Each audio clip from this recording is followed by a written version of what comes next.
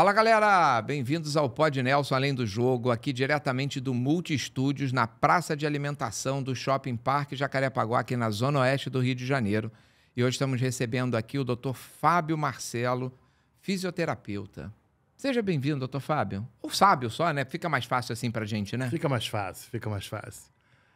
Eu queria dizer, primeiramente, que é um prazer estar aqui com você, Nelson, no seu podcast. Venho acompanhando já algumas entrevistas suas. Espero que tenha dado 5 estrelinhas e tenha curtido, sempre, né? Sempre, muito interessante, muito interessante. Sempre fatos interessantes, novos, e é bom que a gente fica conhecendo um pouquinho mais de cada entrevistado. E isso ajuda, né? A gente ver que a diversidade que o ser humano tem. E em entrevistas desse tipo, a gente vê uma sinceridade bacana. Isso é legal. O bate-papo tem que ser sempre bem descontraído, mas com responsabilidade, né? Perfeito, é dessa forma. Essa é a parte importante pra gente. E uma coisa, já até a gente bater um papinho rápido aqui sobre isso, né? É a questão de que a gente não fala só sobre o profissional, né? A gente fala sobre a pessoa. Isso, né? isso. Então a gente humaniza um pouquinho isso, até para as pessoas entenderem que nós, de maneira geral, nas nossas carreiras, quando a gente chega numa determinada situação de vida profissional, principalmente, a gente teve uma série de outras etapas prévias que nos prepararam e nos moldaram para a gente chegar onde nós chegamos hoje. E é bom a gente falar sobre isso, as pessoas entenderem que tudo na vida são feitos de etapas. Não tenha dúvida, até porque é muito simples, né? É muito simplório a pessoa ver, de repente, um determinado sucesso, digamos assim, de uma pessoa, de um profissional, né? Mas não compreender como foi plantada a construção desse sucesso, que não é fácil, mas é muito possível. Talvez sirva até, muitas das vezes, como exemplo de que qualquer pessoa que esteja disposta a abrir mão de muita coisa, a se dedicar, a se empenhar e a ter uma atenção, né, naquilo que deseja, é possível conquistar. A persistência nos leva à perfeição, né? A persistência é tudo. Essa é a parte importante, nunca esqueçam disso, tá, gente? Mas posso chamar de Fábio, né? Totalmente. Maravilha. Então me diga uma coisa, Fábio. Esquecendo a fisioterapia, eu até pergunto para as pessoas que vêm aqui, a gente tenta tirar um pouquinho das histórias do fundo do baú. Quis ser jogador de futebol? Ou alguma outra atividade? Como é que conseguiu chegar a essa sua escolha de fisioterapeuta? Nasceu assim já na infância ou não? Teve uma construção? Conta um pouquinho da sua vida aí. Na verdade, eu tinha 2 primos que jogaram futebol. Um, infelizmente, não está mais entre a gente há 2 anos, mas jogou futebol, jogou aqui no Fluminense, na base do Fluminense, do Vasco. Depois foi para o Salão, jogou em vários clubes aqui no Rio e jogou 10 anos em Portugal e 5 na Espanha. Pouco rodado, hein? Jogou bastante. Foi pouco rodado. Muito bom jogador. E um outro jogador também que jogou campo, salão e depois foi para o campo, né? É o Márcio e o Valtinho, respectivamente, são meus primos. E isso sempre teve aquela coisa, né? De você jogar futebol e o brasileiro tem isso de achar. Né? Exatamente. E eu cheguei a fazer testes no Olaria, na Portuguesa, da ilha, para acompanhar um amigo de infância que jogava muito bem. E foi uma pena ele não ter passado naquele dia na peneira. Eu não passar, eu costumo brincar com meus amigos que eu não passar, tudo bem, porque eu sei jogar bola, mas não, talvez, num nível profissional. Mas esse meu amigo merecia, né? Esse meu amigo Marinho, ele merecia bastante ter conseguido dias melhores. Porém, por que isso é interessante? Porque isso aguçou, desenvolveu uma vontade de estar dentro do esporte. Isso é que é legal. Essa pergunta é aquela sementinha, né? Semente. Depois que planta, a gente não tira. A semente. Eu ter a convivência com 2 primos que jogaram e depois acompanhei esse amigo em 2 testes que a gente foi fazer. E foi desenvolvendo aquela ideia, né? Poxa, de repente... Esporte é tudo. Não como jogador, porque eu sei das minhas limitações. Porém, como um profissional, da área de saúde, sobretudo, que era o meu desejo. E aí eu fiquei muito indeciso na hora de fazer o vestibular, se eu queria fazer área de psicologia, de nutrição e de educação física. Me inscrevi para educação física. Houve alguma influência para essa escolha? Houve, talvez, por um outro amigo já ser profissional de educação física. Serviu como base. Serviu como base. Eu achava muito interessante tudo aquilo que ele estudava e seria também interessante para entrar no meio do esporte pela educação física. E aí eu me inscrevi na educação física. Na época da Seis Gran Rio, você, para educação física, música, você tinha que colocar uma segunda opção, porque havia teste de habilidade específico. Sim. Você tinha que ter aptidão física. Aptidão física, nesse caso. Era música, desenho e educação física. E aí eu coloquei a fisioterapia. O que acontece? Eu coloco a fisioterapia e começo a treinar com ele. Ele me treina para o teste, que ele já conhecia e sabia como funcionava. Durante esse tempo, eu fui amadurecendo e fui buscando ler sobre a fisioterapia. Isso Sim, eu estou já falando que de eu coloquei 1986 para 87. Como botei como segunda opção, tem que entender que escolha eu fiz. Que é isso? E aí eu fui me apaixonando, porque, na verdade, intrinsecamente, nesse momento, eu consegui tirar isso, trazer para fora essa ideia, que, na verdade, o que eu queria era recuperar a pessoa, devolver à pessoa a capacidade de fazer a sua atividade, seja ela física, seja ela laboral, de uma forma geral, Sim. seja ela a capacidade de viver, né? Voltar a viver, fazer as suas qualidade. coisas. Ter qualidade de vida. E aí, imediatamente, eu decidi, chamei o meu amigo, o André, falei, André, vamos interromper esses treinos, porque eu decidi, poxa, mas você não vai mais querer, o que aconteceu? Expliquei para ele de pronto, falou, não, Fábio, vai no teu sonho. E aí, o que eu fiz? Larguei os treinos, não fui à prova de habilidade específica, porque automaticamente eu estaria desclassificado. E já entraria como segunda opção. Com segunda opção. E assim eu cheguei na fisioterapia. Isso é bacana, né, gente? Como é que tem... As pessoas têm história, né? A gente precisa entender isso, né? Ninguém cai de paraquedas numa profissão. Cada um tem sua riqueza de história, né? E aí começou na fisioterapia, e aí se apaixonou e acabou. E o interessante é que quando eu falei em casa para minha mãe que eu ia fazer fisioterapia, você imagina, 1986 para 87, eu falei naquela, poxa, ainda não se conhece muito a fisioterapia, muito Até menos a fisioterapia esportiva. Não era uma profissão ainda regulamentada na época. Não, ela era regulamentada, mas ela não tinha... Em 69. Ela ainda não tinha o conhecimento da população. Ela não estava ainda... Ela não é amplamente divulgada, Exatamente. Né? Ainda tinha muita restrição em relação... Era desconhecido, vamos botar assim. Ainda era desconhecido. Tanto que se confundiam muito com a fisioterapia com a massoterapia. Ainda existia uma confusão dessas duas profissões. E aí eu fui falar para ela isso. Naquele receio dela, poxa, mas você vai sem ainda... E o que ela me responde? Ela simplesmente me responde da seguinte maneira: meu filho, faz o que for te fazer feliz. Siga o seu sonho, né? Exatamente. Aí foi o passaporte, cara, eu vou entrar com tudo na fisioterapia. Chancelou, né? Chancelou.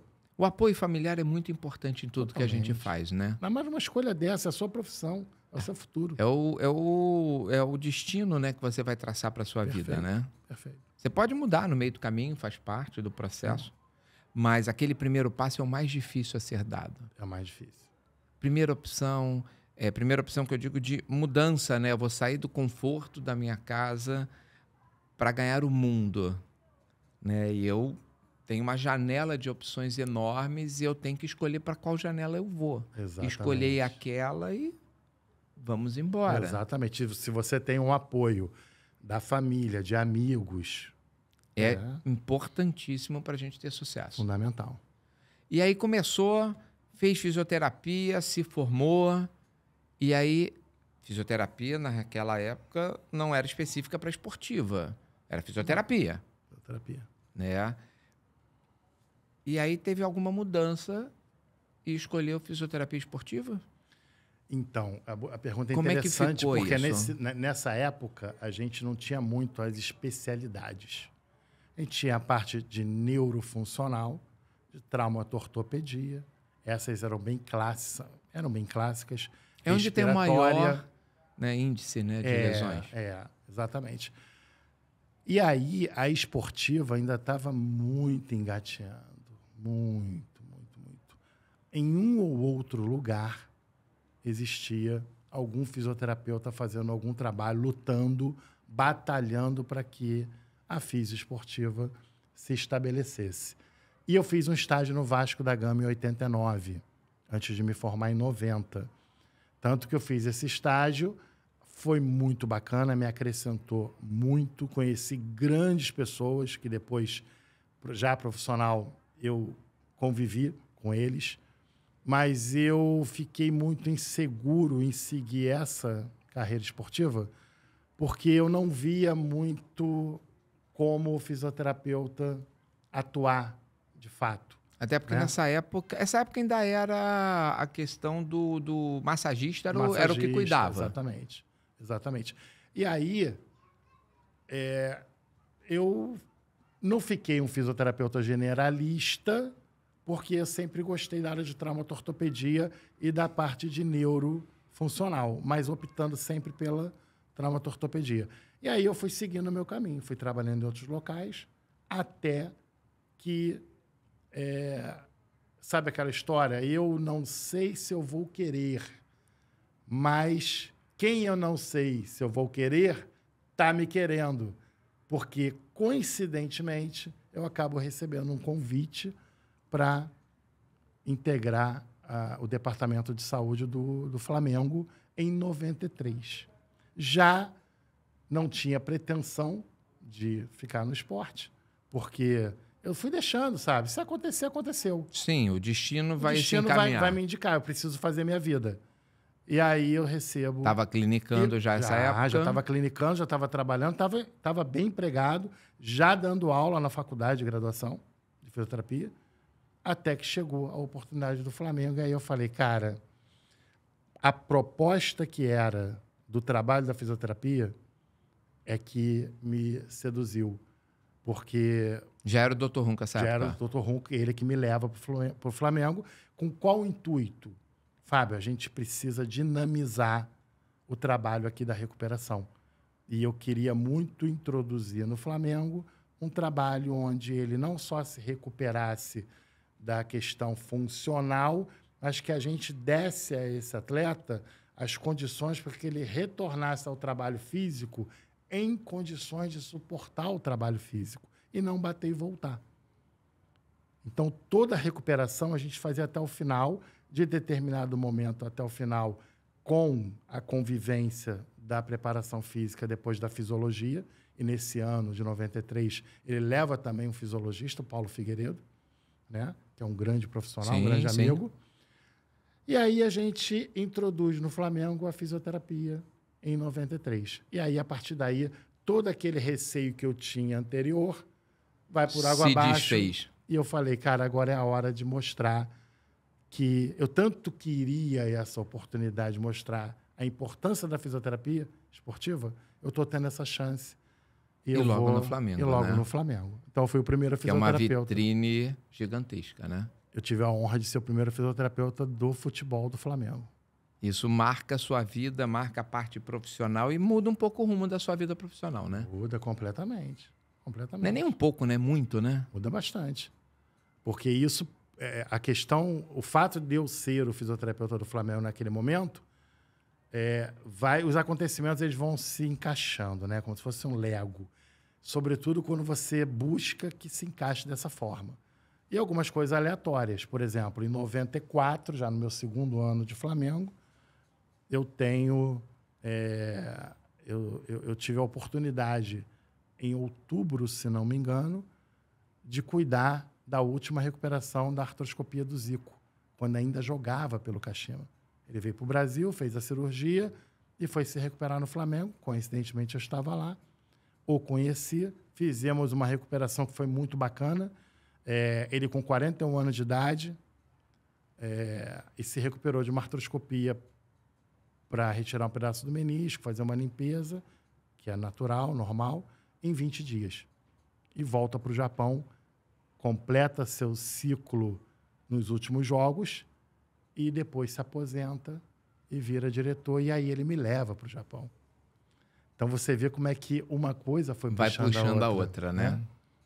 E aí lá no Japão foi o quê? Pro Kashima mesmo? Pro Kashima. E também fui o primeiro fisioterapeuta no Japão e, consequentemente, no Kashima também. E lá, como é que... Até a gente fazendo um paralelo um pouquinho, né?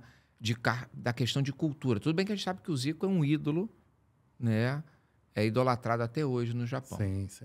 Né? Isso é fato, isso a gente não tem que discutir. Mas como é que foi essa mudança para você de cultura? Independente da parte médica, né? Da parte de fisiologia, fisioterapia, tudo isso que estava sendo ainda se estruturando no futebol mundial de maneira geral, mas mudar do Brasil para o Japão com uma cultura completamente diferente. Como é que foi a sua adaptação a isso lá? Acho que foram... Eu posso dizer que foi um grande desafio, porque, coincidentemente, em 95, em janeiro, teve aquele terremoto de Kobe. Uhum. E aí você já fica, né? Assustado. Assusta um pouco para quem nunca tinha saído do Brasil. E aí eu falei, não, eu vou, porque tudo que me foi passado me dá uma segurança muito grande. É uma chance que eu tenho de avançar na minha carreira, mesmo sabendo que idioma, clima... Tudo é adverso. Tudo é diverso, né? E aí eu fui, nesse momento, em 95, fomos eu, Jaime de Almeida... Sim. E Jorginho, né? E eu acho que isso facilitou, por conta de chegar com mais 2 brasileiros que também ainda não tinham ido para lá, e chegando lá tinha mais brasileiros, jogadores e também comissão técnica. Vamos botar assim, se sentiu num pequeno Brasil. Num pequeno Brasil. Isso fez todo mundo. Isso ajudou muito. Na adaptação. Ajudou na adaptação. Agora, a questão interessante é que a gente ficou no alojamento, eu e o Jaime, nós ficamos no alojamento dos solteiros, onde concentrávamos, porque a gente tinha um período ainda para escolher casa, escolher móveis, montar a casa. Sim. Para as estabelecer, irem, né? De forma oficial. Exatamente. E a gente estreitou uma amizade muito bacana e a gente, às vezes, ficava esperando uma carona para ir para o CT, né? E não sabíamos nem falar água japonês. A gente ria um do outro. Eu até hoje não sei, então relaxa. Eu ainda lembro. Ainda Mizu, lembro? Mizu. Viu, gente? Já sabe como é que pedir água em japonês. Então, o que acontece? Eu acho que toda essa dificuldade... Só que o convívio com o Jaime, por exemplo, foi uma dificuldade muito maior para mim, porque ele já tinha saído do Brasil, já tinha jogado futebol, né? O Jorginho já tinha jogado futebol fora do país. Sim. Enfim, tinha toda essa história. Mas foi um grande aprendizado. Eu acho que a vontade que eu tinha de superar era maior do que qualquer adversidade. Eu levei muito CD, aquele 3 em 1, e botava para tocar música. Aí ligava, me empolgava, ligava para o Brasil. Aí ficava 5 minutos, 10 minutos. Primeiro mês veio... Nossa, rapaz, a conta alta, não dava para fazer isso, não. Até porque não tinha WhatsApp com a internet para facilitar, né? Não tinha isso. Era ligação mesmo. Ligação mesmo. E gastava muito, era muito caro. Sim. Era muito caro. Aí depois eu segurei no segundo mês e falei, não tem como gastar isso tudo todo mês, senão não tem sentido eu estar aqui. Não tem. Aí só para pagar a conta telefônica. É muito caro. E a gente fez um acerto disso aí, tantos minutos na quarta, tantos minutos no domingo. Que dava para quantificar o custo disso, né? Agora, foi uma época em que a gente tinha notícia pelo fax. Meu irmão passava fax contando o resultado dos jogos do Campeonato Brasileiro, né? Me falha, essa época eu já estava no futebol. Não tinha só fax, não. Tinha telex. Algumas coisas que as pessoas de hoje em dia não fazem a mínima ideia do que seja. A gente fazia foto para mandar para a família, mandava revelar, mandava para o SEDEX, 7 dias depois chegava.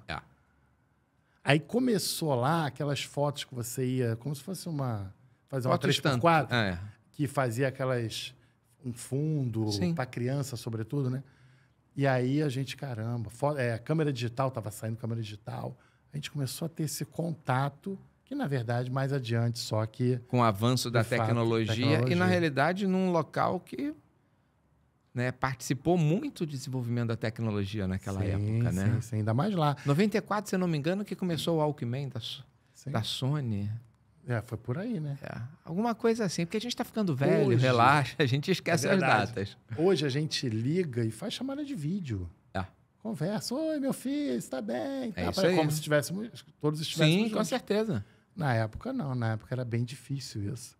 E Era um isolamento do mundo, Sim. né? Pra você ter uma ideia, do meu primeiro para o segundo ano, minha filha nasce aqui no Brasil, eu fico 4 dias com ela e só vou vê-la de novo, pessoalmente, depois de 3 meses, que foi quando ela pôde ir. E as fotos eram, assim, demoradas. Sim. Hoje em dia, você faz a foto, não deu certo, faz outra, E manda ajeita, no celular na mesma hora, chega lá. Né? É bem diferente hoje. Graças a Deus, tudo isso evoluiu. Sim. Mas esse aprendizado lá atrás, ele fica para a vida. Fica. Porque não é fácil. Não é. Né? Abrir mão de família. Assim, abrir mão de família não de abandonar a família, mas da distância da família, do conforto da sua casa, da sua cultura, né? Da sua habitualidade, aquilo que você estava acostumado a fazer no dia a dia. Sim. E você vai Você acreditando num projeto. Você quer ter uma ideia? Eu morava num bairro em São Cristóvão e que nós éramos muito unidos, muita gente, jogávamos bola junto, íamos para festas. Do tempo que eu tive o convite até resolver tudo e poder viajar, foi muito pouco tempo. Teve gente que eu não consegui nem me despedir. Deixei para trás. A sorte é que de 2009 para cá, todos nós nos reencontramos pelas redes sociais e hoje a gente se encontra 2 vezes por ano, todo mundo, e muitos a gente fala semanalmente, constantemente. Mas eu deixei para trás. Digitais. Família, a mesma coisa, como você falou, a gente deixa para trás. Só que a vontade, o desejo de vencer é tão grande que naquele momento parece que você supera. Só que quando você cai na real, você fala, caramba, cadê o pessoal? Você se sente isolado. Sente isolado.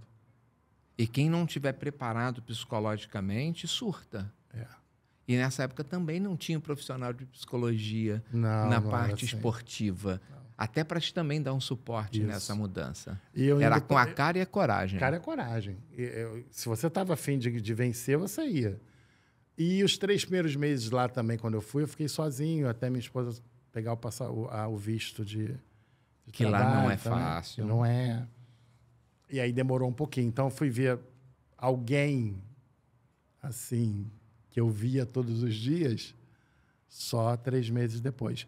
Mas foi um aprendizado, acho que foi superado isso, exatamente. Foi uma bagagem, né? E um ajudava o outro. A vila onde moravam os jogadores, nessa ocasião jogavam lá, né? O Leonardo, o Jorginho, o Mazinho, atacante que jogou no Bragantino, no Flamengo.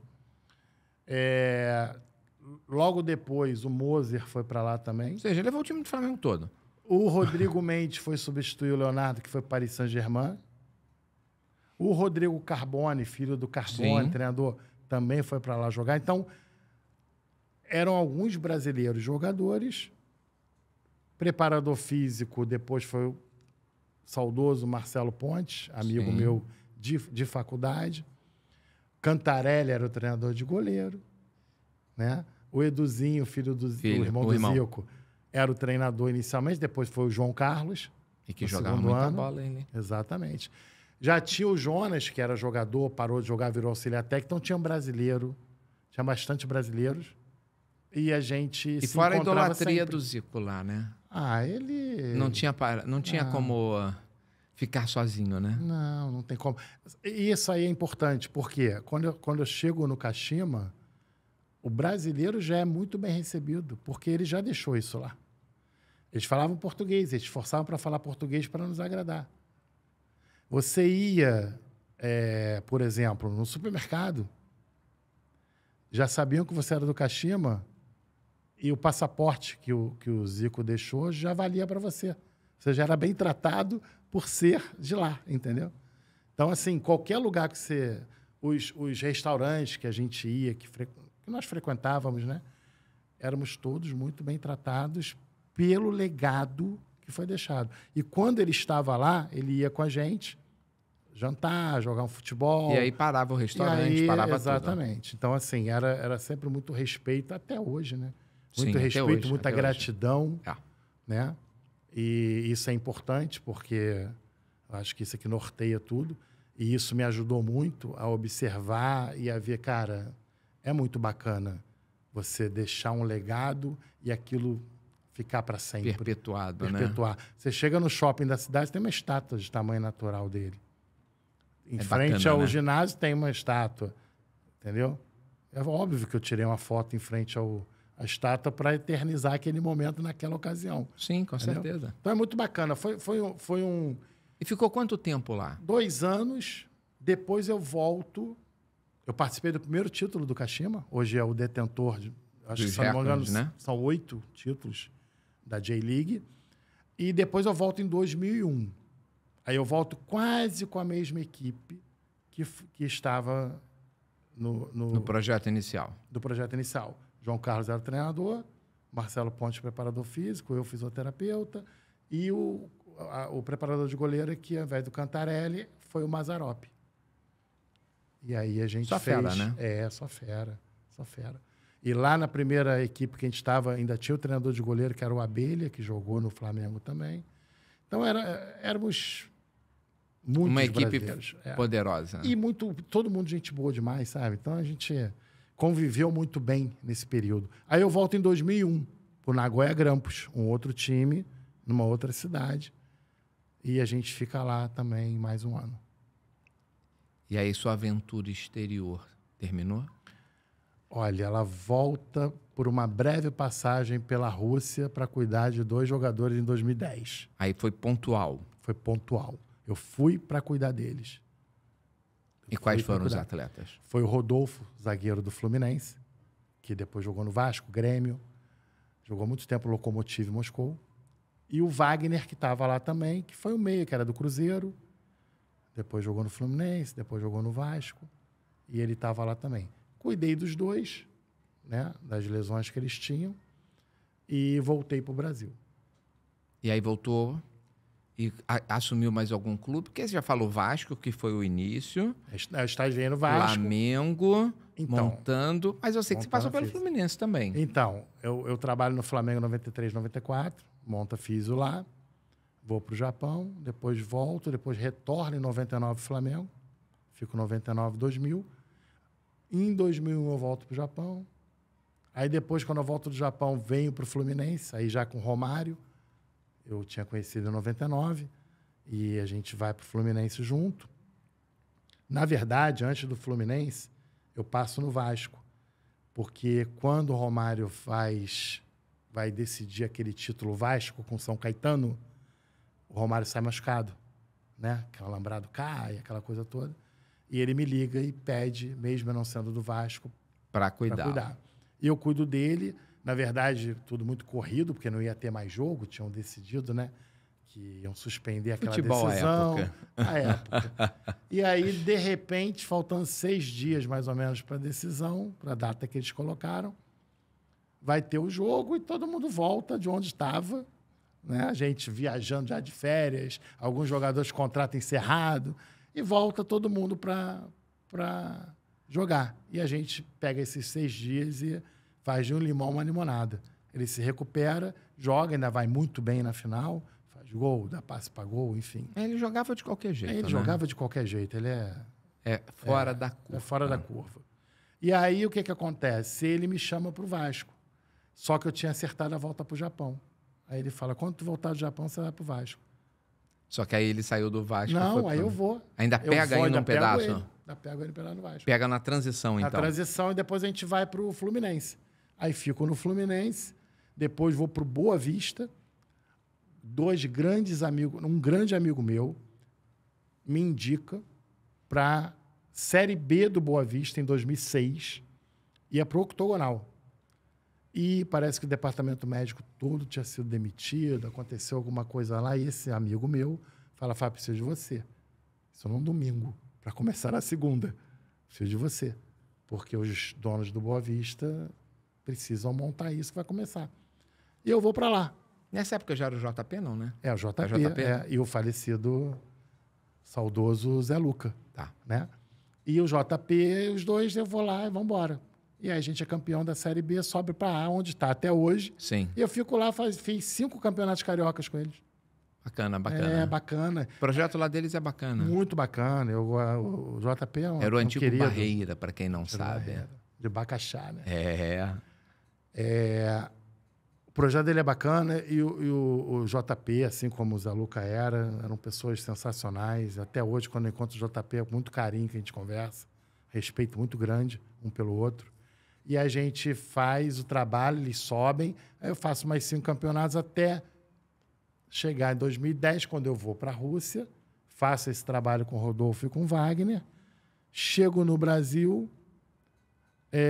2, 3 meses depois, recebo um telefonema sendo convidado para retornar ao Fluminense em setembro, porque naquela ocasião, em setembro de 2010, o Fluminense estava muito bem no Campeonato Brasileiro.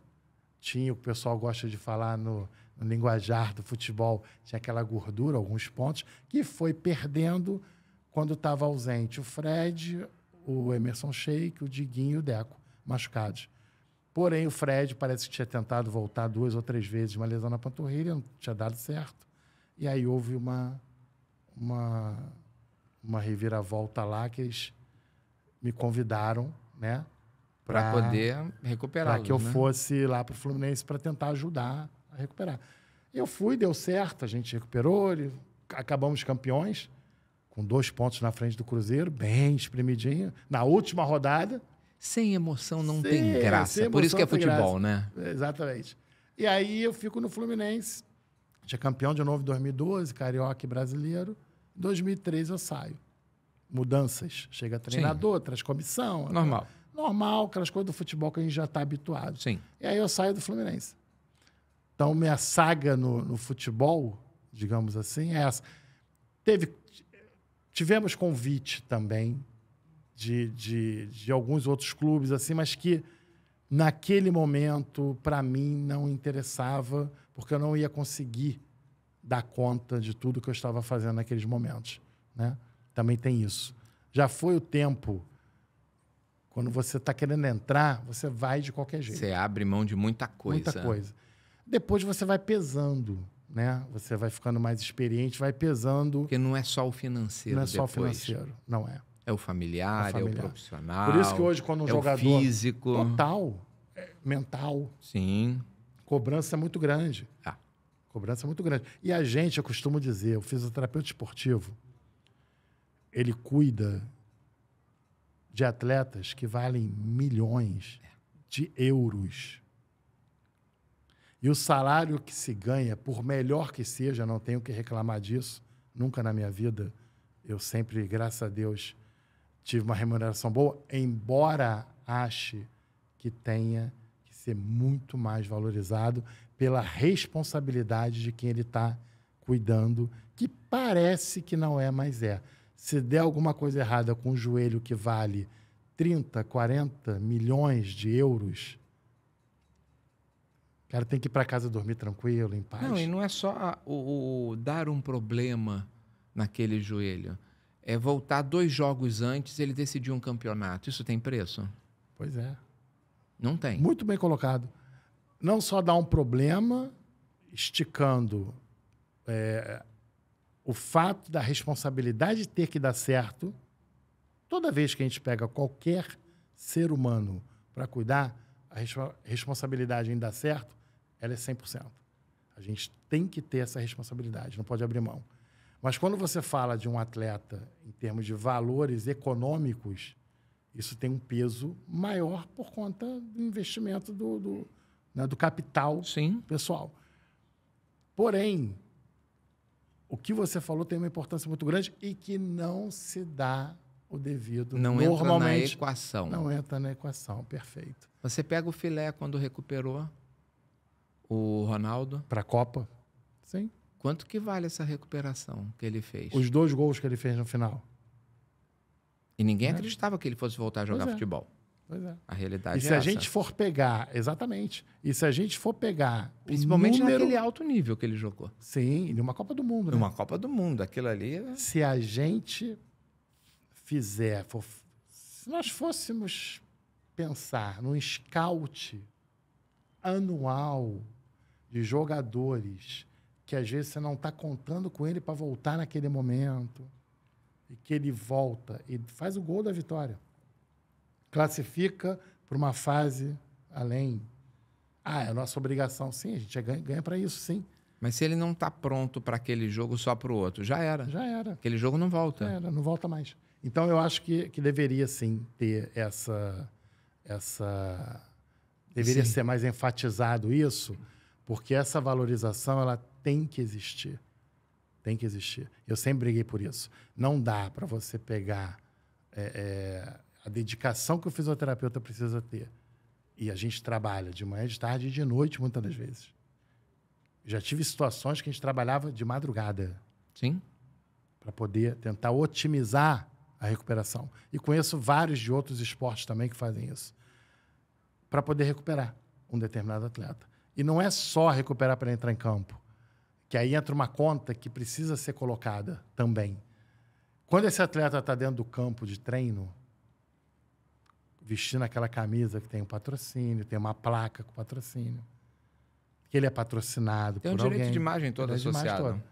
Que se ganha. Quando esse jogador ele não está ali dentro, tudo isso é perdido. Sim. E os patrocinadores pagam para aquele atleta Exatamente. estar ali. Então, a otimização de uma recuperação, sendo ele fazendo um gol importante ou não, ou ele fazendo um passe para um gol ou não, basta ele estar ali, já é o suficiente para ter a valorização adequada para o que se ganha em troca dele estar ali. A gente pega não muito longe, né? Nessa questão da parte médica, né, do futebol, né? O DM era quantos? 1, 2, 3, 4, 5, 8, 10, 12, 15. Porque a gente fala, às vezes, só do atleta que entra no campo ali, aqueles 11 principais. Sim. Mas o plantel, né? Não sei se hoje... Acho que hoje não falo mais plantel, não. Mas, enfim, fala equipe. Mas, numa época, era plantel.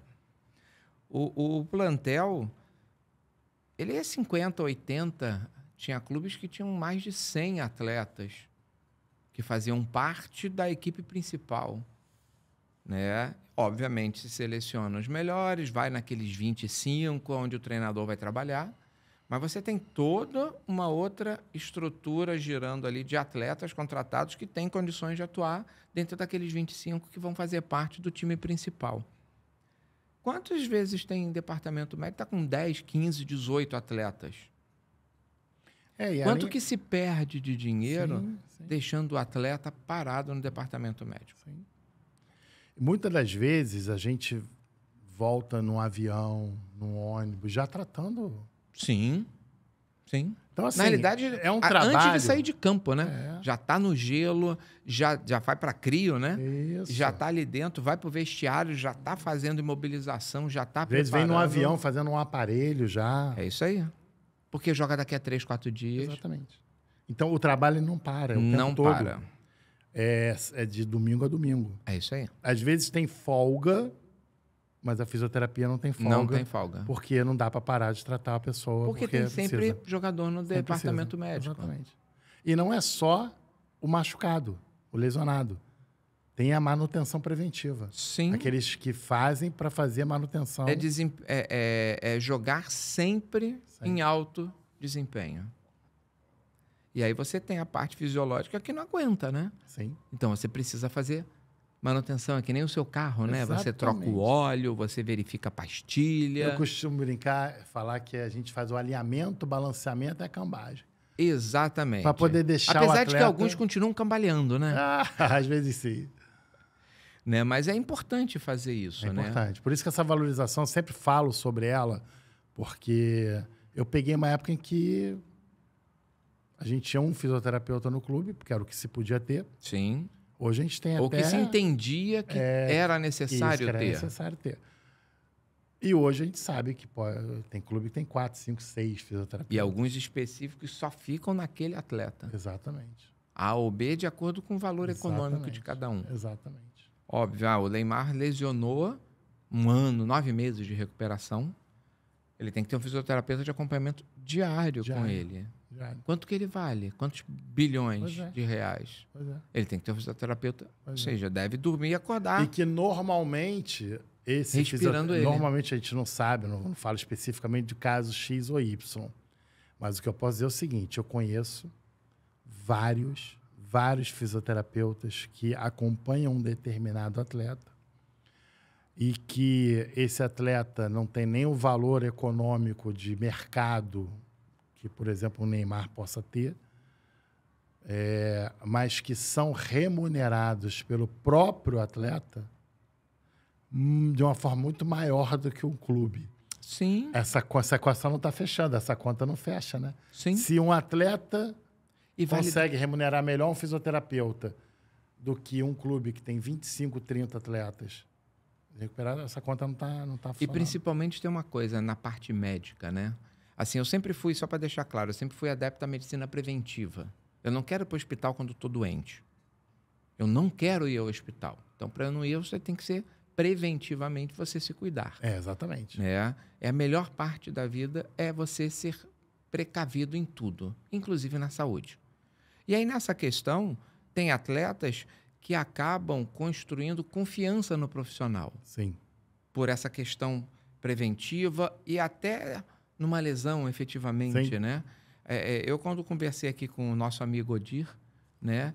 Tem grande fisioterapeuta, amigo também, um dos pioneiros na fisioterapia esportiva.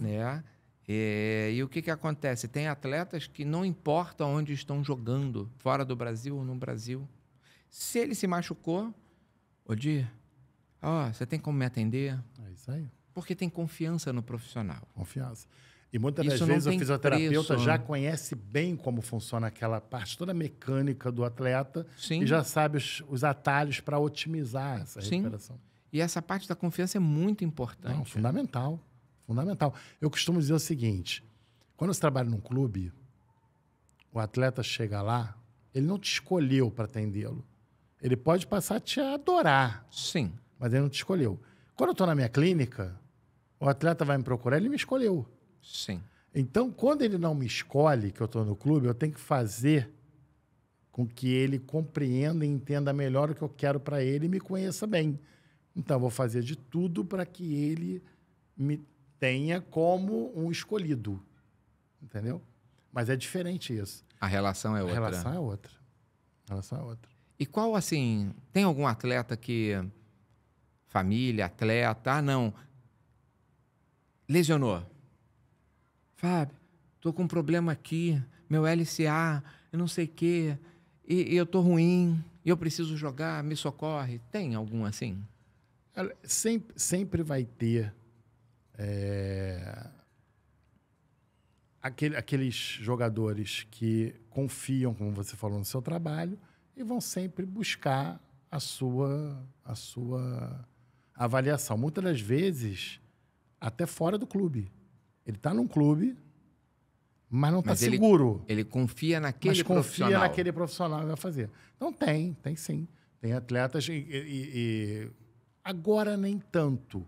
Mas na época, por exemplo, que não tinha essa coisa da rede social, essa facilidade, que eles tinham que ligar, o pessoal que ia para a China, que ia para a Bélgica, que ia para Portugal, enfim, para tudo quanto é canto.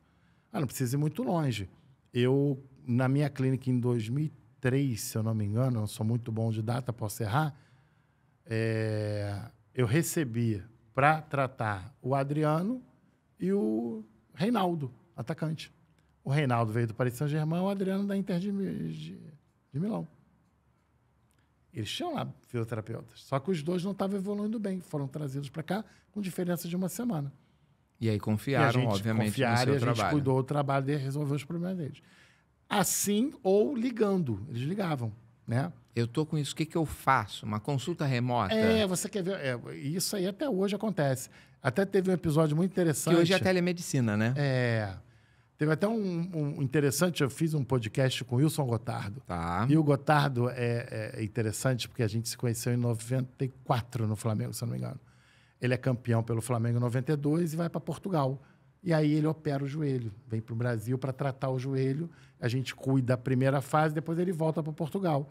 E a gente até relembrou isso, ele lembrou bem. Pô, você lembra, Fábio? Eu te ligava, te marcava os dias, te ligava, ficava ali 5 minutinhos, 10 minutinhos, você ia me passando todas as fases e eu consegui me recuperar. Desse tipo, ocorre por quê? Porque eu comecei a atendê-lo. Então é natural que ele percebeu a melhor, que era dar continuidade. Né?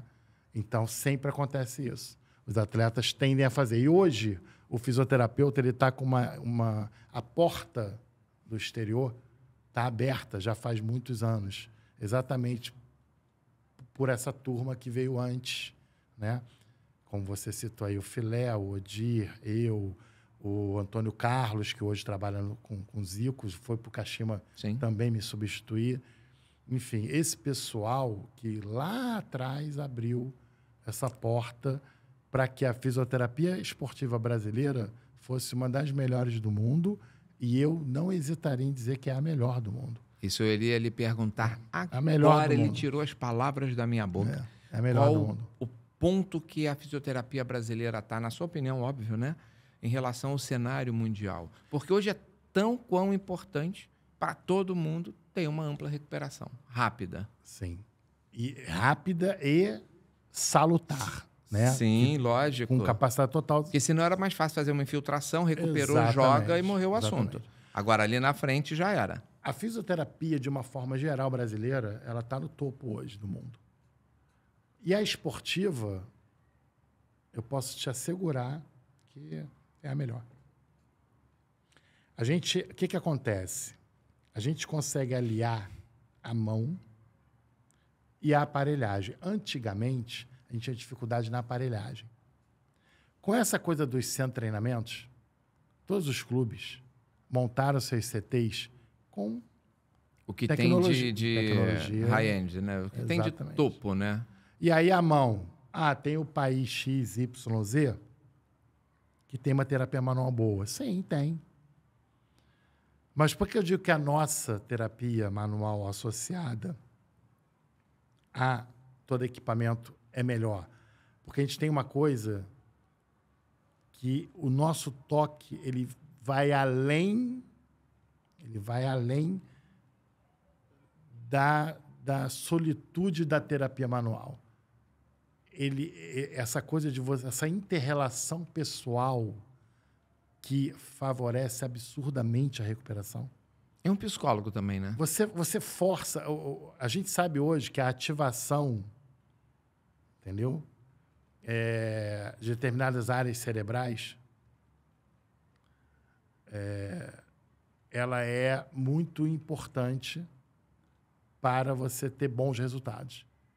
E o fisioterapeuta, eu acho que ele, de uma forma instintiva, tirando a parte técnica, ele é capaz de estimular isso pela parte técnica, mas de uma forma instintiva, com essa coisa de vamos, pega aqui, não, tu vai conseguir, vem aqui. Essa inter-relação auxilia muito. É diferente Ou seja, ele não é frio. Não é. Eu acho que isso aqui... Por isso que eu quis dizer que quando a gente coloca a mão para fazer o trabalho, ela vai com algo mais. Ela vai com essa questão de tornar a coisa mais aprazível. E o paciente assimila bem isso. Não é aquela coisa, mexeu aqui, tá, agora você vai, faz isso, tá, amanhã eu te vejo. Acabou. Não. Mecânica demais. Mecânica demais. Mas isso acho que é um pouco do própria origem e cultura do povo brasileiro, né? Sim. Essa questão do acolhimento, do carinho, né? Dessa questão que a gente tem de ser reconhecido como o povo mais hospitaleiro, por exemplo. Isso. Receptividade. Né? Receptividade. Então, isso também se transmite dentro isso, da na área hora do médica, tratamento, né? você consegue estimular eles muito mais. E eles acreditam, confiam. Por isso que eles vêm de fora para tratar aqui. Ou por isso que hoje eles levam o fisioterapeuta. Porque eles não querem aquela parte fria do atendimento. Não. Você está com isso, faz isso, vai embora. Volta daqui a tanto dia, eu vou reavaliar. Exatamente. A gente consegue aliar bem essas situações e eu acho que isso é que reflete nessa questão emocional do paciente. Acho que ele fica muito melhor emocionalmente e a gente sabe que se ele estiver melhor emocionalmente, ele aumenta a capacidade orgânica dele Sim, e de até com defesa produção hormonal, hormonal, tudo influencia, né? Tudo influencia. O estímulo, né? Ele libera cargas hormonais que o cérebro controla, né? Exatamente. Porque se for Não só é de só aparelho, endorfina. foi só de aparelho, lá fora eles têm aparelho de alta geração e... Sim. Né? E uma parte do nosso também vem de fora, né? Você quer ver? Apesar da parte tecnológica nossa também ser muito boa. Essa questão do Wagner, por exemplo, ele já estava 2 meses e pouco com uma lesão de reto femoral, músculo da frente da coxa, machucaram e tinha tentado voltar, se eu não me engano, 3 vezes, mais ou menos, e tinha sentido. Só que nesse tempo aí de 2 meses e pouco, 3 meses, ele tinha ficado 1 mês na Itália, hospedado numa clínica de médica e de recuperação para cuidar. E não surtiu efeito. E não surtiu efeito. Você tem uma ideia? A ressonância magnética que ele faz para poder dar o aval da imagem após a gente ter recuperado ele em 18 dias. Você vê, 3 meses para 18 dias. Foi lá na Itália. É a prova concreta. Ele teve que ir à Itália fazer, porque o acompanhamento era do médico de lá, fez a imagem, está tudo ok, pode voltar a jogar. Então você vê como é que a fisioterapia brasileira, nossa, e o sucesso que está tendo, fisioterapeutas, e interessante, fisioterapeutas jovens, mas que estão com muita sede, muita vontade, se preparam para poder levar essa fisioterapia Mas também adiante. facilita eu ter bons e grandes referências, né? Sim. Então ele tem como se espelhar e se embasar na sua parte técnica, né? Uhum. O restante é pessoal de cada um, né? A habilidade de relacional é de cada um. Isso que você está falando é muito importante, porque eu, aqui no Rio, eu coordeno uma pós-graduação em fisioterapia esportiva. E a gente está na 15ª turma. O que a gente mais se preocupa é exatamente isso. Inclusive, mostrando para eles como isso acontece, não é de um dia para o outro. Eles têm que ter referências, eles têm que estudar, eles têm que ter o know-how de artigos científicos, o que a ciência está trazendo, know-how do que o dia a dia, aprendizado do dia a dia, né? Você tem o conhecimento científico e tem o conhecimento do aprendizado da prática clínica, né? Você tem a prática baseada em evidência clínica e prática baseada em evidência científica. Sim. Se você conseguir aliar os dois, você não fica gelado nem de um lado nem do outro. Fica bem quente. Os dois juntos esquenta bem esse tratamento. Porque você vai pegar o que a ciência diz e vai adaptar a tua prática clínica para a necessidade daquele paciente, naquele momento, para aquele objetivo. Esse é que é o grande mistério. E a gente tenta mostrar para eles através dessa pós-graduação, para eles poderem Até porque tem que abreviar, né, cada vez mais o tempo necessário de experiência, né? Sim. Antes a gente tinha assim, eu tenho 30 anos de experiência, beleza, eu adquiri conhecimento e prática através do exercício diário da profissão ao longo dos anos. Como você falou, cada vez mais jovens, qual o tempo de vivência profissional que ele tem? É muito curto, mas em compensação, a interação com as referências e a própria metodologia de ensino abrevia essa necessidade de um tempo maior de vivência para ele ser um bom profissional. Sim. E aí entra a questão de 2 coisas que eu sempre falo para eles: humildade e sabedoria. Humildade e sabedoria. Tem que saber que quando não se tinha nada, a pedra lascada, fomos nós lá atrás que fizemos. E mais alguns outros grandes profissionais. Sim. Né? Hoje, ele pode ter um tapete vermelho para ele passar, mas ele não pode passar sujando o tapete, entornando nada. Ele tem que manter esse tapete limpo e continuar desenrolando esse tapete, que outros vão passar. Eles vão virar, eles têm hoje a referência de alguns mestres para eles, porque eles amanhã serão os mestres de alguns outros. Sim. Que virão. Entendeu? Então, se ele tiver sabedoria e humildade, ele vai entender isso. Que hoje ele está aprendendo para amanhã poder ensinar. Porque outros virão atrás dele. É a questão da tangibilidade do conhecimento, né? Exatamente. Eu tenho que permitir, porque conhecimento não foi feito para se reter. Conhecimento foi feito para se reproduzir, passar ao próximo. Exatamente. Né? A experiência não, a experiência é só minha, que é aquela questão da prática. Mas ao conhecimento a gente passa. E aí entra uma coisa muito interessante no que está falando, da experiência é minha, porque realmente é você que está fazendo. E o que é onde entra essa experiência que é nossa? É a pegada. Você vai fazer uma fisioterapia numa clínica e é atendido por um profissional. Aí, semana que vem, vai ser atendido por outro profissional. Você vai perceber, embora tenha sido feito o mesmo programa, mesmos procedimentos fisioterapêuticos, mas a pegada de cada um é completamente diferente. Porque cada um tem uma experiência. Entendeu? Eu, por exemplo, eu gosto de aliar sempre o conhecimento da técnica utilizada à mecânica, que é a minha especialização, que é a biomecânica. Então, eu não vou analisar o músculo lá para você fortalecer. Isso é muito pouco para mim. Se eu fortalecer, de que forma, o que eu vou usar pelo conhecimento mecânico para otimizar esse fortalecimento? E que tipo de valência eu vou trabalhar para fortalecer? Resistência, força, potência? Aí vai depender da anamnese. Exatamente. Porque aí é a habilidade do profissional. Habilidade do profissional. Assim, para quem não sabe, a principal parte de qualquer área médica é a anamnese. Uma anamnese mal feita, o resultado é péssimo. Exatamente. Uma anamnese bem feita, a chance do resultado ser bem feito é muito maior. E você sabe, bem colocado, de forma muito inteligente. Eu vou te falar uma coisa para corroborar com isso. De muitos anos para cá, não sei precisar quantos anos para cá, a minha avaliação já não é mais aquela. Dor, não. Aperta aqui, aperta a estrutura tal. Não é mais assim. É uma avaliação muito mais analítica. Você vai me contar a sua história, eu vou observar pontos importantes de postura, alterações e disfunções, e depois eu vou aplicar o raciocínio clínico que eu vejo que pode estar causando aquilo e retesto. Aí eu percebi que você melhorou. Então, deixa eu ver agora esse viés aqui. Uma dor no ombro, que ele tem uma tendência o ombro ir para frente, anteropulsão. Deixa eu ver, aí eu vou, analiso como é que funcionaria e eu faço determinados procedimentos e retesto. Eu não faço 3, 4 procedimentos e testo.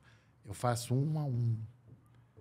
No final dessa avaliação, eu tenho todo o meu programa feito. Não só feito, mas otimizado. Você vai ficar muito menos tempo... Ou seja, não é uma anamnese técnica. Não é uma anamnese... Fechada. Ortodoxa. Ela na realidade, é dinâmica. É dinâmica, ela não é rígida. Entendeu? Porque antes era o prático, né? Era prático. Qual a sua altura? Quando você pesa? Você faz atividade dói física? Quando faz isso? E dói quando faz isso? Não sei quando quê. você levanta, você fica tonto? O joelho range? Porque se perguntar tudo para mim, vai ser tudo sim, mas tudo bem. Aí você vai, coloca e beleza. Então você tem uma condropatia. Como a gente estava falando no meu caso, você tem uma condropatia, dependendo do grau, né? Que aí te dificulta a mobilidade, por exemplo, principalmente para subir uma escada, né? No meu caso, a minha perna às vezes vai e volta, né? Eu sinto o meu que não é rótula mais, é patela. A minha patela oscila, né? Porque eu já não tenho mais essa firmeza do movimento. Mas assim, se não fizer a anamnese correta, eu não vou, às vezes, saber passar essa informação para ser bem avaliado. Sim.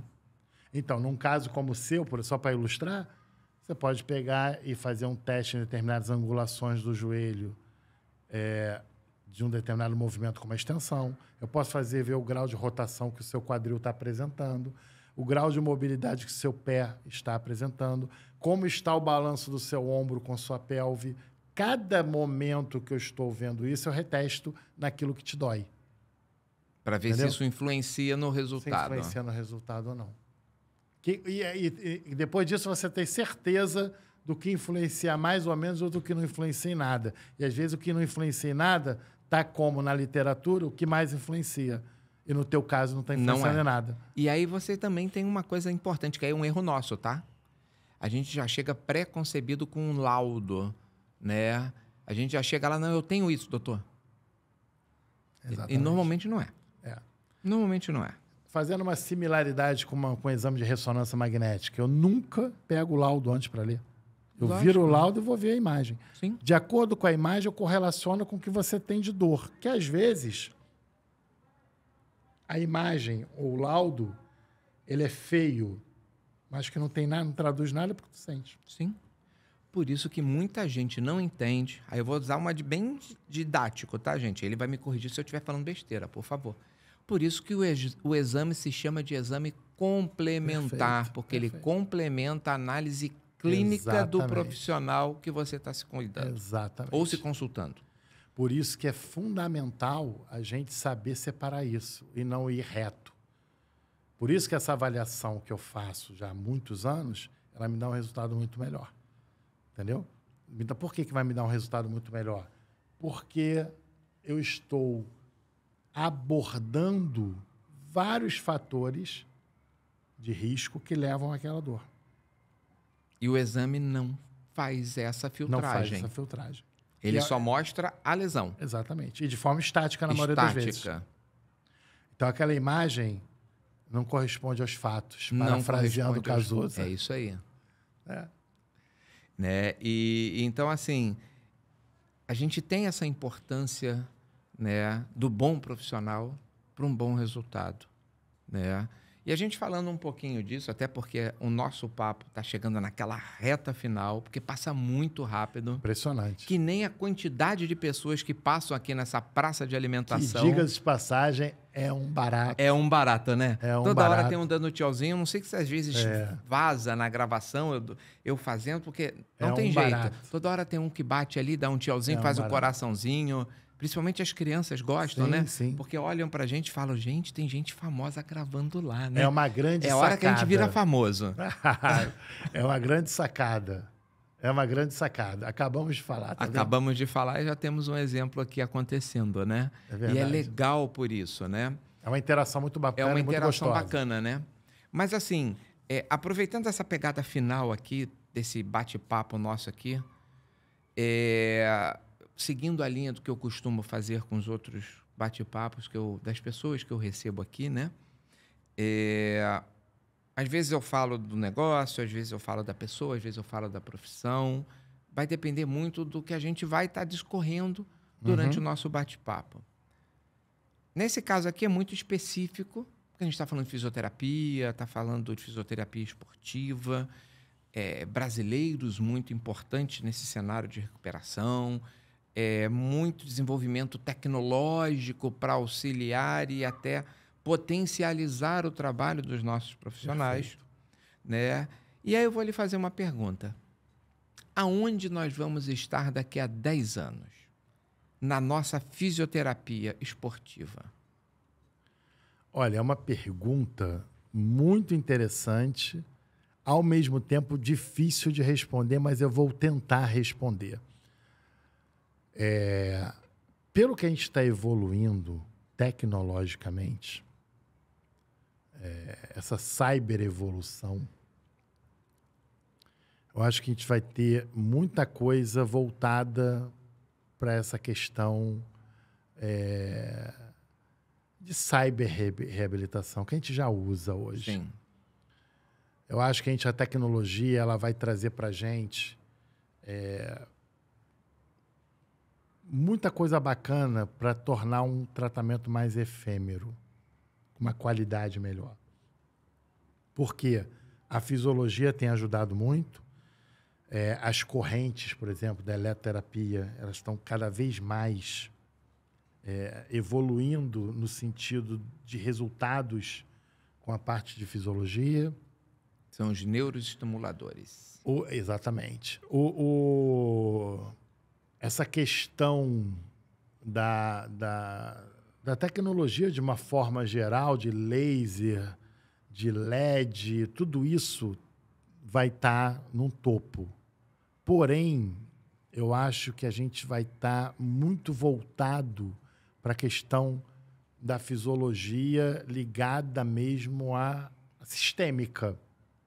Ou seja, a gente vai ter que ver esse corpo diferente no sentido O fisioterapeuta vai depender muito de boas conversas com os médicos, mas vai ter uma relação muito grande com questões hormonais, com questões de substâncias em déficit ou que estejam reguladas para o paciente, para ter boas recuperações, porque eu acho que a gente vai ter seletividade maior do que a gente quer. Por exemplo, eu quero uma consolidação óssea. Então a gente vai ter equipamentos que vão direcionar ali, e para isso eu vou ter que ter determinadas substâncias, nutrientes ali, entendeu? Com mais qualidade. Eu acho que vai ser mais sistêmico isso. Eu acho que a mecânica, cada dia, ela aumenta, e a parte de movimento, ela vai continuar sendo um grande viés, porém eu vou fazer um adendo.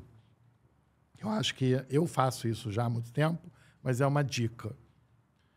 O movimento, a gente não pode padronizar. E a gente ainda padroniza. Então, por exemplo, eu quero que você simule um determinado movimento do seu ombro. Então, se padroniza a maneira correta de fazer. E não é assim. Tem que ser individualizado. Individualizado, porque cada um tem um aprendizado motor, cada um desenvolveu de uma maneira, cada um tem um grau de mobilidade, cada um tem seus medos, tem seus acertos e seus erros, e cada um foi estimulado de uma forma a realizar aquilo, né? E cada um tem uma morfologia, que é a forma do... Sim. E cada um tem valências físicas que dão aptidão ou não para ele fazer aquele movimento bem feito. Senão você faria, eu sempre brinco, você treina 10 crianças para bater falta igual o Zico. Está resolvido o problema. Você vai ter 10 batedores de falta igual o Zico. E não existe a mesma valência, né? Não existe, não é assim. Não tem como. A maneira que bate, a inclinação do corpo, a força, a percepção, isso é da pessoa. Não é influenciado por N fatores, né? Influenciado por N fatores. Eu acho que esse é um dos toques que a gente parece tão real agora, mas ele não é. Né? A gente tem equipamentos maravilhosos de movimento, mas a gente ainda não consegue entender que o movimento também é individualizado e intransferível. Cada um tem a sua forma. Tem o seu próprio DNA. Cada um tem a sua... Você vê quando um domina a bola, como é que ele bate. Cada um tem seu jeito. E os dois são craques. Mas cada um tem seu jeito. Entendeu? De fazer. Aí você vai falar, prefiro fulano que ele é mais plástico. Aí é a escolha. Um exemplo antigo disso muito era o Garrincha, né? Uhum. Que era impraticável, fisionomicamente, não sei qual é o termo mais correto, ele jogar bola. Sim. Ele não você tinha... pensasse Porque funcionalmente... tem a perna arqueada, eu não me lembro o nome técnico disso, só que a dele era as duas para o mesmo lado. Inventania, que a gente chama, joelho em ventania, porque uma é vara e outra é valga. A outra vai junto, né? E era impossível, tecnicamente, dele jogar. Mas ele adaptou. Ele criou a forma de fazer aquele se equilibrar. Esse é um exemplo. É a personalização do movimento que é só dele. E é intransferível. É intransferível. Isso precisa ser visto com mais carinho. Agora, eu acho que ainda não vai ter, a tecnologia ainda não vai vencer. Entendeu? A mão. A IA não vai substituir isso. Não, eu acho que ainda não. Como não vai substituir? Não tem como. O sentimento, a emoção, não vai ter. E a fisioterapia tem muito de sentimento e emoção. Aquela questão da empatia com o profissional, né? Profissional. Tem muito quando você toca ali a energia da mão. Sim. Existe isso. Sim. Eu trabalho com isso. A minha mão é mais quente do que a média das pessoas e ela transmite para as pessoas sensações completamente diferentes. Exatamente. Você vai fazer uma massagem, segura uma mão, põe a mão para poder afagar alguma dor psicológica e tal. Ela tem um poder... Por isso que eu acho que vai avançar, a gente vai ter, de repente, um aparelho que vai ter um potencial de cicatrização muscular numa lesão com mais eficiência, mas quando tiver cicatrizado, ele vai continuar precisando de fortalecer, alongar. E para isso, eu vou ter que conhecer muito bem como ele funciona, para eu fazer trabalhos com pré-encurtamento, pré-estiramento, trabalhos funcionais utilizando cadeias X ou Y. Que depoois de um tempo eu aprendi. Eu era leigo sobre isso. Eu aprendi depois da Covid, que eu tive pneumonia, quase 50% pulmão, não sei o quê. E aí terminou, 3 meses depois, eu vou fazer um check-up. Não estou aqui para morrer jovem, então a gente tem que... Preventivo. Sim, preventivo. Fui fazer no cardiologista. Fui fazer meu check-up. 3 meses depois da Covid, pneumonia e tal. Aí eu fiz os exames todos e pediu a esteira ou o teste ergométrico. Aí eu fui lá fazer. Aí eu fiz o meu teste ergométrico e aí o cardiologista que o aplicou virou para mim e perguntou: você é atleta? Eu falei: vê televisão conta? Aí ele: não, mas eu falei: por que a pergunta? Ele: porque se você não me mostra seu exame que você teve pneumonia e Covid há 3 meses atrás, eu não acreditaria. Eu: por quê? Porque a sua condição cardiorrespiratória é de atleta. Olha que maneiro. Aí eu... Tá, mas me explica, eu não entendi. Agora eu fiquei leigo. E é aquela questão do conhecimento que a gente vai adquirindo, né? Uhum. Com as experiências. Perdão, gente. Aí ele virou para mim e falou assim: você fez atividade física na juventude? Eu falei: só na época militar. Mas era pouco, assim, há pouco tempo, não, há muito tempo atrás. Ele: então é por isso. Eu falei: não entendi. Ele: o nosso corpo tem uma coisa chamada memória muscular. Aí eu aprendi essa palavrinha. Isso aí a gente vê na recuperação de quem faz atividade física e quem não faz. Uma pessoa faz uma lesão muscular que faz atividade física, ela tem uma tendência muito maior a responder mais rápido. Mais rápido. Porque toda a regulação dos tônus e aí muito melhor para eles. Foi isso que aconteceu. E aí depois eu fiz dieta, perdi 12 quilos, mudei um pouquinho o meu padrão de vida e passei a fazer caminhada. Hoje eu caminho 10, 15 quilômetros. Até anima, né, para fazer, né? Caramba, eu tô... Tá vendo como tô é que me dá sentindo um pra ficar atleta. Bem? Agora, olha que interessante. Você me fez uma pergunta que é 10 anos. Se eu colocar isso 10 anos atrás e comparar com o de hoje, a gente não ganhou muito não, sabia? Não. Até perdeu. Perdeu? Por exemplo, uma recuperação de ligamentoplastia de cruzado anterior. O LCA? O LCA. Vamos colocar ele isolado. Ele não fez lesão, não fez menisco, fez nada, só o cruzado. A gente conseguia recuperar 5 a 6 meses o atleta, em plenas condições. Fazendo teste no isocinético, que você vê força, potência, resistência, equilíbrio. Hoje, são 9 meses, pelo menos, que se pediu. Porque porque os estudos vêm mostrando que é melhor deixar mais tempo para ficar... Mas os atletas, por exemplo, eu e alguns colegas meus, todos que foram recuperados não fizeram re-ruptura. Não romperam de novo o enxerto. Voltando com 5, 6 meses. Quando o trabalho é bem feito. Hoje, o cara fica 9 meses e rompe de novo. Isso morfologia? É um papo. Não, mas tem alguns percalços aí que da maneira que eu vejo, mas que não cabe... É muito longo isso e não dá para você falar agora. Mas tem algumas coisas que podem ser ajustadas. Evoluíram. Algumas coisas, sim. Então, assim, lesão muscular, por exemplo, nós temos muitas coisas bacanas sendo introduzidas, mas não mudou muito tempo. Pelo contrário. Algumas pessoas recuperam até num tempo bom, que não é o tempo melhor do que era, e algumas pessoas estão recuperando mais tempo ainda.